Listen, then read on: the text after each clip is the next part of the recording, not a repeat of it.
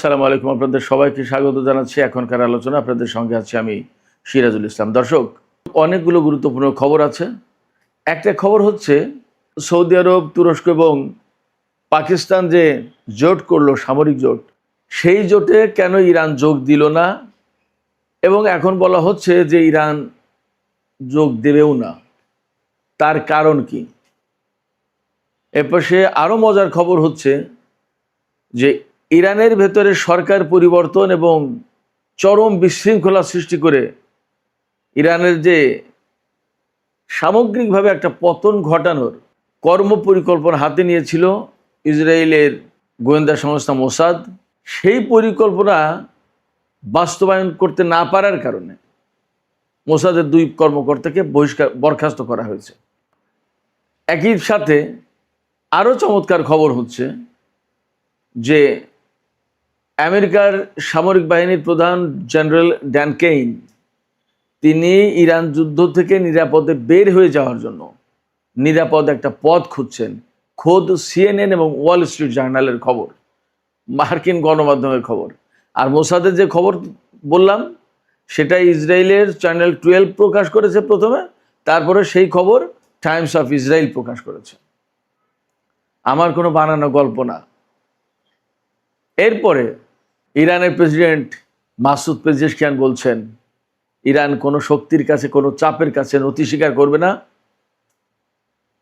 Iran তার যে সামরিক সক্ষমতা, এটা কারো কাছে সারেন্ডার করবে না।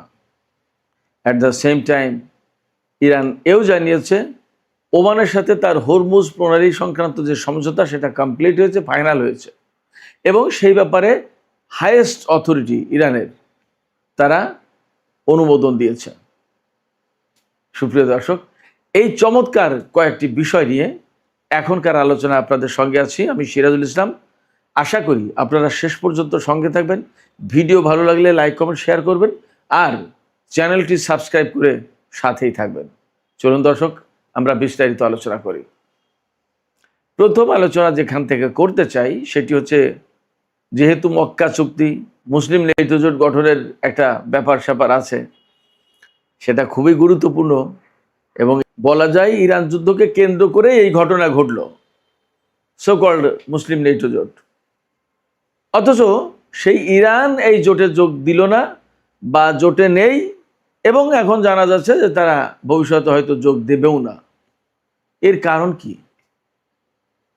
আমি গতকালকে 2টো ভিডিওতে এই সৌদি, তুর্কি এবং পাকিস্তানের জোট নিয়ে কথা বলেছি। আজকে আর এই প্রসঙ্গে বিস্তারিত কথা বলবো না, শুধু ইরানের প্রশ্নটা আলোচনা করব যে ইরান কেন নেই। আমি তার আগের একটা গুরুত্বপূর্ণ তথ্য জানাই, তাহলে বুঝতে পারবেন আপনারা যে ইরান কেন নেই। বেশ কয়েক বছর আগে রাশিয়া প্রস্তাব দিয়েছিল ইরানকে একটা সামরিক জোট গঠন করার জন্য। রাশিয়ার সাথে কিন্তু সামরিক জোটে আছে উত্তর কোরিয়া এবং বেলারুশ, একেবারে সরাসরি জোটে আছে। ইরানকেও এরকম প্রস্তাব দিয়েছিল, কিন্তু ইরান সেই প্রস্তাবে রাজি হয়নি, যুক্ত হয়নি। অর্থাৎ রাশিয়ার সাথে সামরিক জোটে যুক্ত হয়নি। ইরান ইন্টারেস্টেড কোথায় ছিল? রাশিয়ার সাথে সামরিক সহযোগিতা বিপুল পরিমাণে হোক, বাট নট অ্যালায়েন্স, কোনো জোট না। এই জায়গা থেকেই একটা উত্তর খুঁজে পাবেন।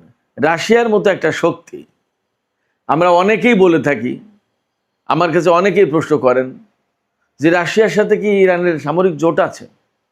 রাশিয়া কি ইরানের উপরে হামলা হলে রাশিয়া চলে আসবে? রাশিয়ার সাথে কৌশলগত চুক্তি আছে, যেমন আছে চীনের সাথে, কিন্তু রাশিয়ার সাথে সরাসরি সামরিক জোট নেই। কেন নেই? জোট হলেও অনেকগুলো ব্যাপার আছে। ধরুন কোনো একটা দেশ ভুল করে বা অন্যায় করে আর একটা দেশের বিরুদ্ধে হামলা চালিয়ে বসলো, যুদ্ধ লেগে গেল, তখন আপনাকে কিন্তু সেই অন্যায়ের পক্ষে দাঁড়িয়ে যুদ্ধ করতে হবে। এটা একটা ব্যাপার।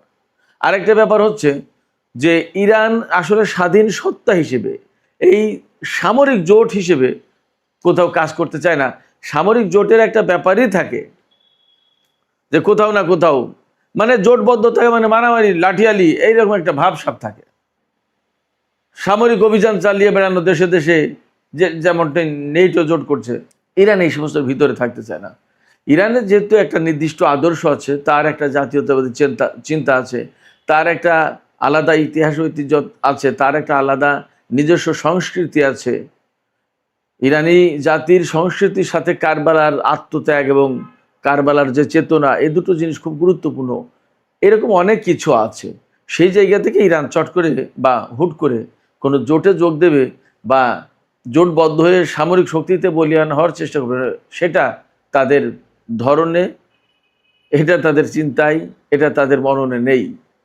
তারা কি করতে চায়? তারা যেটা করতে চায় সেটা হচ্ছে যে নিজেরা নিজেদের মতো শক্তিশালী হয়ে তার দেশকে ডিফেন্ড করবে। কেউ যাতে তাকে হারিয়ে দিতে না পারে, কেউ যাতে তাকে দখল করে নিতে না পারে, কেউ যাতে তাকে পদানত না করতে পারে। আমি ব্যক্তিগতভাবে মনে করি এটা ইরানের অত্যন্ত স্বচ্ছ একটা পরিষ্কার পরিচ্ছন্ন চিন্তা। ইরানের সামরিক ডক্ট্রিনে দেখবেন অ্যাকচুয়ালি তারা কিন্তু খুব অ্যাগ্রেসিভ না। এমনটা নয় তাদের সামরিক শক্তি বৃদ্ধি করার লক্ষ্য, অর্থাৎ তারা এমন কোনো লক্ষ্য নিয়ে সামরিক শক্তি বাড়ায়নি যে কারণে দেশে দেশে আগ্রাসন চালাবে, একে মারবে, ওকে ধরবে, ওকে শায়েস্তা করবে, এরকম কিছু না। কেউ যেন তাকে প্রধানত না করতে পারে, সেটা তার টার্গেট। আঞ্চলিক যে প্রক্সি ফোর্স আছে বা যে সমস্ত প্রতিরোধকামী সংগঠন আছে তাদের সাথে ইরানের সম্পর্ক এই জায়গা থেকে যে প্রতিটা জনপদে একটা মুক্তিকামী সংগঠন বা কতগুলো মুক্তিকামী সংগঠন গড়ে উঠুক, তারা দাসত্বের শৃঙ্খল থেকে মুক্ত করে মানবতাকে মুক্ত করুক, মানবতার মুক্তি দিক এবং দেশে দেশে স্বাধীনতার সার্বভৌমত্ব প্রতিষ্ঠা হোক, নিজেরা নিজেদের পায়ে দাঁড়াক নিজেদের মতো করে। তো যার কারণে ইরান এই সামরিক জোটে নেই এবং ভবিষ্যতে থাকবে না বলেই আপাতত তাদের চিন্তা। বাট কখনো এই চিন্তা যে পরিবর্তন হবে না এমনটিও না। ইরান যদিও মনে করে যে নেটো জোটে যে সমস্ত সদস্য দেশ, পশ্চিমা যত দেশ, বেশিরভাগেরই একই রকমের কৃষ্টি কালচার, দৃষ্টিভঙ্গি, একই রকমের ফরেন পলিসি। বাট এশিয়ার দেশগুলো, ইরান যাদের সাথে জোটবদ্ধ হবে, অ্যালায়েন্স করবে, তাদের প্রত্যেকের প্রায় আলাদা আলাদা সংস্কৃতি, জাতীয়তাবোধ, ফরেন পলিসি, অনেক কিছু। যেমন এই যে নেটো জোট, যেটা তার সদস্য হচ্ছে এরদোগান, সেই নেটো জোটের সদস্য তুরস্ক, পাকিস্তান এবং সৌদি আরব, তারা এখন একটা ইসলামী জোট বা মুসলিম জোট করছে বলছে, অথচ তুরস্ক কিন্তু নেটো জোটের সদস্য। এই যে 3-4টা দেশ নিয়ে জোট হলো, যদি কথার কথা এখন তুরস্কের সাথে ধরুন ইরাকের কথার কথা যুদ্ধ হয়, তাহলে এই জোট তো আসবেই। এই যে পাকিস্তান, সৌদি আরব এবং তুরস্ক ইরাকের বিরুদ্ধে যুদ্ধ করতে তো আসবেই। আবার তুরস্ক যেহেতু নেটো জোটের সদস্য, তাহলে নেটো জোট সবটাই তো আসার কথা, তুরস্কের উপর হামলা হয়েছে সেই হিসেবে, তাই না? তাহলে যে তুরস্ক পশ্চিমা জোটের সদস্য, সেই তুরস্কের সাথে ইরান হুট করে কিভাবে যে জোট করে, এটা কিন্তু একটা বড় প্রশ্ন। যে সৌদি আরব বছরের পর বছর, যুগের পর যুগ আমেরিকার নিরাপত্তা ছাতার নিচেই থাকলো, আমেরিকার সাথে জোট করলো, আমেরিকার সাথে খাওয়া দাওয়া, উঠা বসা, বাণিজ্য, ব্যবসা, ইনভেস্টমেন্ট, বিনিয়োগ, সমস্ত সব কিছু। সৌদি আরবের কয় টাকা সৌদি আরবের ভিতরে বিনিয়োগ করা, আমেরিকা ইউরোপেই তো তাদের বেশিরভাগ বিনিয়োগ করা। তাহলে তাদের সাথে আপনি জোট করে কত দূর আগাতে পারবেন? পাকিস্তানের ব্যাপারেও সে একই কথা।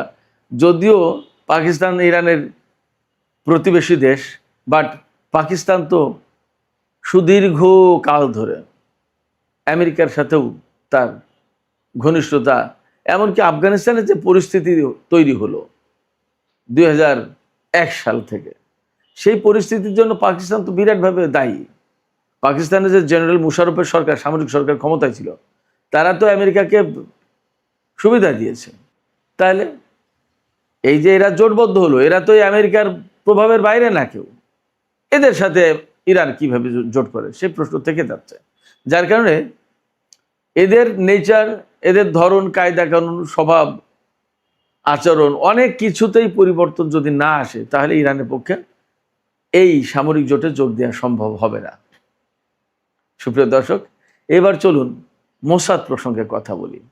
আমি শিরোনামে বলেছিলাম, ইন্ট্রোডাকশনে বলেছিলাম যে ইরানের সরকার পরিবর্তন, ইরানের ভিতরে ব্যাপক গোলযোগ সৃষ্টি করা এবং সর্বোচ্চ নেতাকে হত্যা বা আরও অনেক কিছু ঘটিয়ে ইরানের টোটাল একটা পরিবর্তন করে দেওয়ার পরিকল্পনা করেছিল মোসাদ। এই পরিকল্পনার সাথে জড়িত ছিল দুইজন কর্মকর্তা, একজন মোসাদের ইন্টেলিজেন্স ডিরেক্টরের প্রধান, আর একজন হচ্ছে মোসাদের ইরান বিভাগের প্রধান। মোসাদের বহু সেকশন আছে, Pakistan section, Iran section, India section, America section, তুরস্ক section, Saudi section, total middle east section, এরকম বিভিন্ন রকমের সেকশন থাকতে পারে।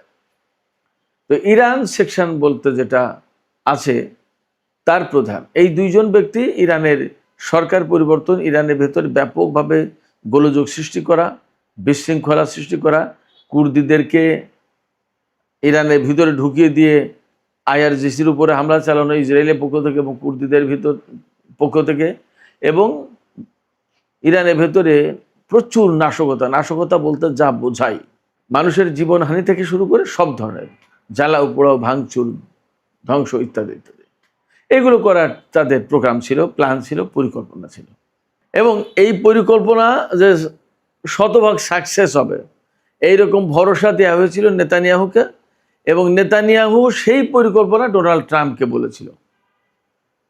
বলা হচ্ছে, দাবি করা হচ্ছে খবরে যে এই পরিকল্পনা দেখে সিআইএর লোকজন, সিআইএর মার্কিন কেন্দ্রীয় গোয়েন্দা সংস্থা যেটা সিআইএ, তারা হাসাহাসি করেছিল এবং বলেছিল এটা বাজে একটা পরিকল্পনা, এটা হবে না। কিন্তু নেতানিয়াহু ডোনাল্ডকে ব্যক্তিগতভাবে বৈঠক করে পারসুয়েট করেছিল। এবং আমি সেই শুরু থেকে বলে আসছি, ডোনাল্ড ট্রাম্পকে নেতানিয়াহু খুব বড় একটা আশার বাণী শুনিয়েছিল। সেই আশার বাণীটা হচ্ছে যে শেষ জামানায় একজন খুব খারাপ একজন শাসক আসবে, সেই খারাপ শাসক হচ্ছে ইরানের আলী খামেনি, সাবেক সর্বোচ্চ নেতা আয়াতুল্লাহ আলী খামেনি। আর তাকে একজন হত্যা করবে, একজন খ্রিস্টান রাজা, কিং, সেই কিং হচ্ছেন আপনি ডোনাল্ড ট্রাম্প। আপনি তাকে হত্যা করলে এই যে বাইবেলের যে বর্ণনা, সেই বর্ণনার কিং আপনি হয়ে যাচ্ছেন, স্বর্গে চলে যাবে ডোনাল্ড ট্রাম্প। এদের কিন্তু স্বর্গ নরক এগুলো তো বিশ্বাস আছে, খ্রিস্টান ইহুদি এরা তো আল্লাহ খুদায় বিশ্বাস করে। আরেকটা আশা দিয়েছিল, আমি শুরু থেকে বলে আসছি, সেই আশাটা হচ্ছে যে ইরানকে কবজা করতে পারলে পুরো মধ্যপ্রাচ্য কাত, আর কিচ্ছু করা লাগবে না। এখানে প্রচুর পরিমাণে সম্পদ আদি ইত্যাদি ইত্যাদি যত যা কিছু আছে সমস্ত সব কিছুর একচেটিয়া মালিক আমেরিকা, ডোনাল্ড ট্রাম্প, যা পৃথিবীর কোনো সরকার প্রধান, রাষ্ট্রপ্রধান করতে পারেনি, ডোনাল্ড ট্রাম্প সেটা করে দেবে। এই কথা বলার পরে ফুলে ফেপে মোটা হয়ে উঠলো ডোনাল্ড ট্রাম্প। এমনি তো উনি একটু মোটা ফ্যাটম্যান, ফুলে ফেপে মোটা হয়ে গেলো, ওই যে ফলে না। এরপরে আর তাকে আমেরিকার কোনো কর্মকর্তা, গোয়েন্দা সংস্থার লোকজন তাকে আর থামাতে পারেনি, ডোনাল্ড ট্রাম্পকে। ইরানের উপর হামলা চালিয়ে দিয়েছে। এবং ওই পরিকল্পনায় ডোনাল্ড ট্রাম্পকে আর একটা কি বলেছিল নেতানিয়াহু, ডোনাল্ড ট্রাম্প কিন্তু ইসরায়েলকে বাঁচানোর জন্য, শক্তিশালী করার জন্য, মধ্যপ্রাচ্যে তার প্রভাব প্রতিপত্তি বিস্তার করার জন্য এই যে আব্রাহাম অ্যাকর্ড এনেছে, অনেক কিছু করে। নেতানিয়াহু বলেছিল যে আপনি ইরানের সম্পদ আদি থেকে শুরু করে মধ্যপ্রাচ্য কন্ট্রোল করবেন, আর আমি এখানে বৃহত্তর ইসরায়েল প্রতিষ্ঠা করবো, আমার একটা ইসরায়েল রাষ্ট্র দরকার বড়। তো ইরানকে ডিমলিশ করে দিলে আর কিচ্ছু লাগে না, সব তো শেষ। এই পরিকল্পনায় দুইজন শুরু করলো যুদ্ধ ইরানের বিরুদ্ধে। এবং যুদ্ধ শুরু করার পর 28শে ফেব্রুয়ারি থেকে প্রথম দিনেই তো ইরানের সর্বোচ্চ নেতা থেকে শুরু করে সেনা কমান্ডার, মন্ত্রী, মিনিস্টার অনেক কিছু হত্যা করলো। সাথে সাথে শিশু স্কুলেও হামলা চালিয়ে 160-170 জনকে তো দুনিয়া থেকে বিদায় করে দিল। একদম প্রথম দিকে তো বহু হতাশবাদী মানুষ তারা ধরে নিয়েছিল যে ইরান শেষ, আর সম্ভব না।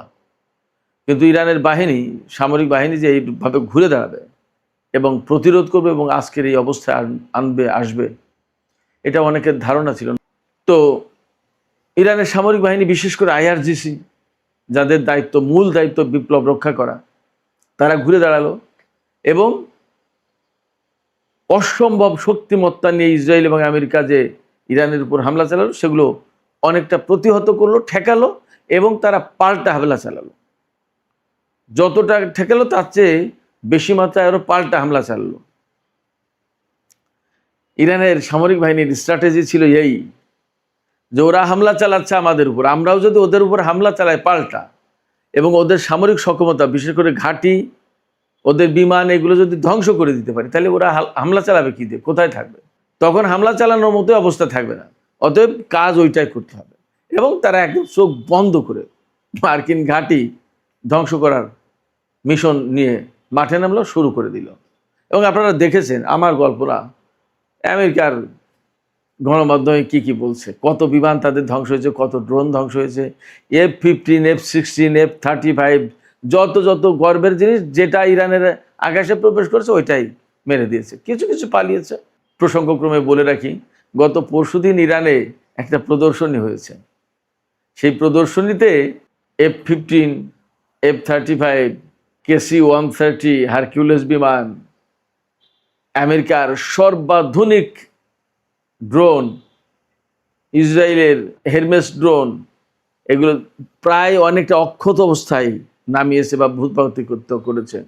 এই সমস্তগুলোর প্রদর্শনী করেছে ইরান, যে এইগুলো আমরা ধ্বংস করেছি, দেখো। আমি আপনাদেরকে বলি, আরও অনেক কিছু প্রদর্শনী আপনারা পাবেন, অনেক কিছু বাকি আছে। ইরানের হাতে অনেক কিছু আছে, ওয়েট, দেখতে পাবেন, অনেক কিছু আছে। আমেরিকা এমনি ইরানের কাছে নত হচ্ছে না। এই যে যুদ্ধ থেকে নিরাপদে সরে যাওয়ার চেষ্টা করছে, এমনি না। যাই হোক, তো তাদের পরিকল্পনা ব্যর্থ করে দিয়েছে অনেকটা কি, মানে ব্যর্থ করেছে কি সফল করেছে আপনারা তো দেখছেন, আপনারাই বলেন। যার প্রেক্ষাপটে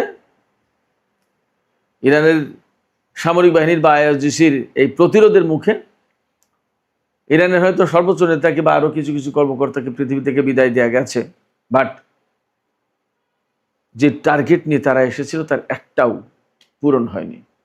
না সরকারের পরিবর্তন হয়েছে, না তাদের পরমাণু কর্মসূচি ধ্বংস করতে পেরেছে, না তাদের ক্ষেপণাস্ত্র কর্মসূচি ধ্বংস করতে পেরেছে, না একটা তাদের মন মতো পুতুল সরকার বসাতে পেরেছে।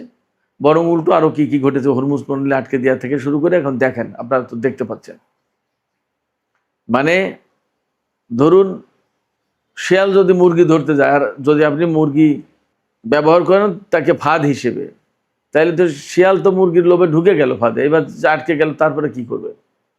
শিয়ালকে ধরে আপনারা কি করবেন? ইরান সেইটা করেছে, যার কারণে এখন হরমুজে আটকা।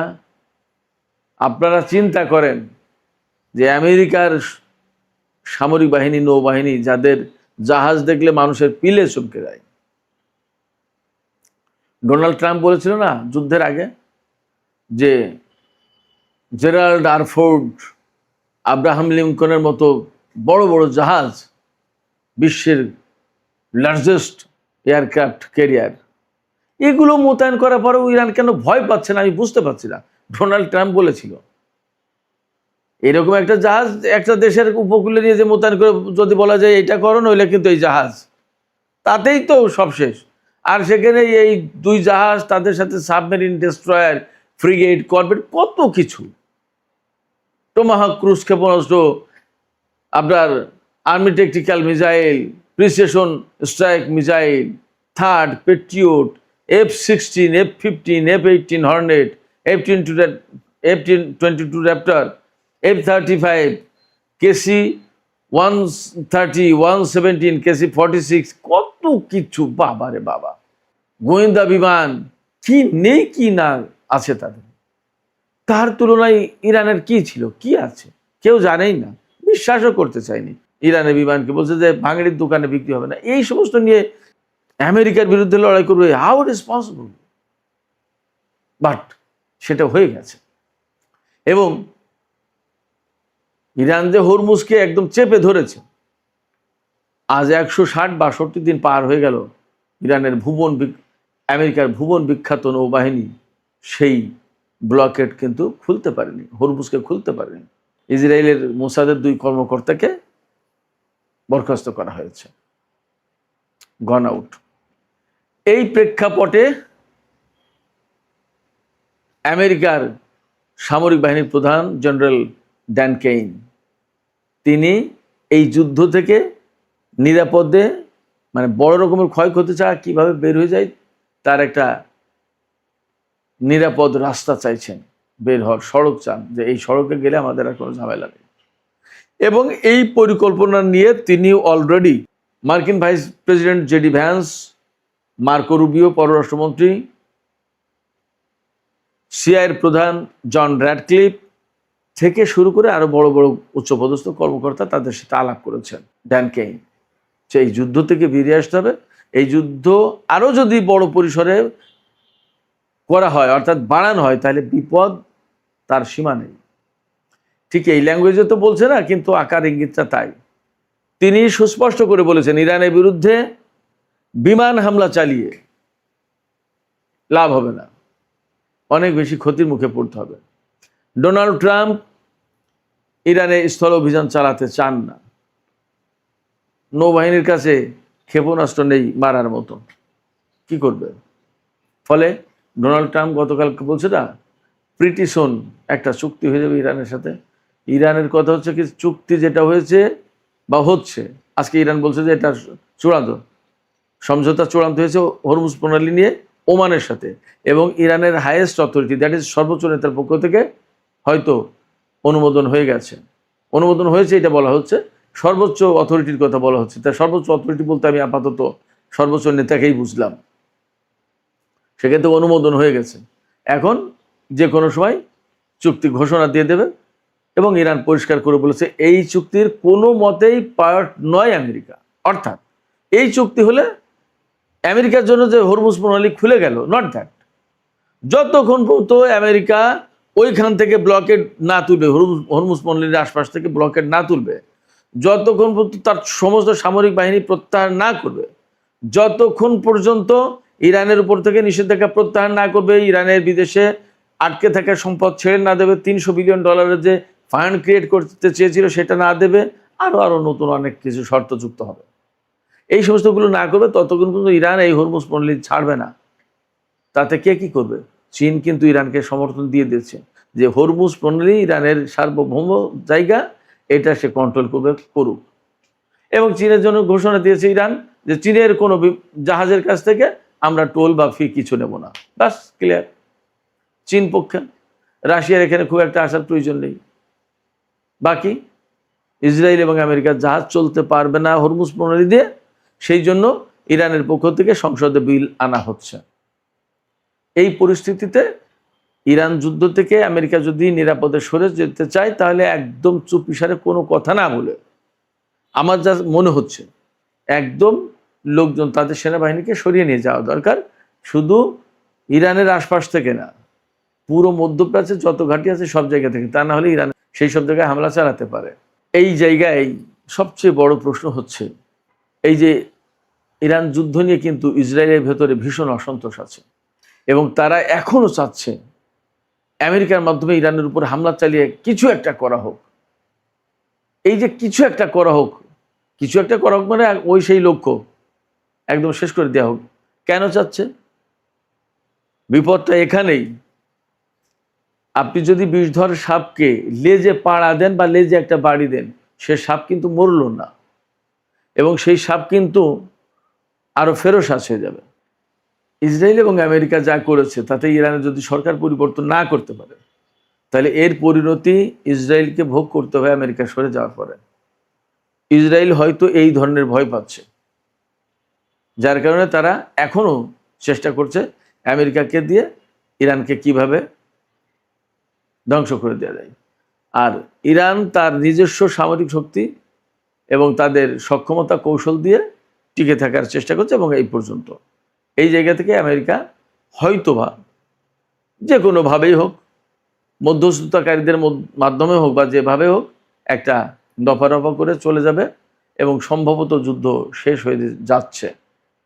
আমি এখানে ছোট্ট করে একটা তবে বলে একটা কথা বলে রাখি, তবে বা কিন্তু, সেটা হচ্ছে এই যে এইরকম আশার প্রদীপ জ্বালিয়ে, অর্থাৎ আমরা পারছি না, হেরে গেছি, ঘুমন্ত, এটা সেটা বলে দেখা গেল যে আমেরিকা এবং ইসরায়েল হুট করে ইরানের উপর একটা বড় রকমের হামলা চালিয়ে দিলে, এমন হলেও অবাক হবার কিছু থাকবে না, তবে সেই সম্ভাবনা তুলনামূলক কম। সুপ্রিয় দর্শক, এখনকার আলোচনা এখানে শেষ করতে চাই। যাবার আগে আপনাদের কাছে মতামত জানতে চাই, এই যে আলোচনাটা করলাম, এই আলোচনা সর্বপ্রথম আপনাদের কাছে কেমন লাগলো, এই মতামতটা জানান আজকে।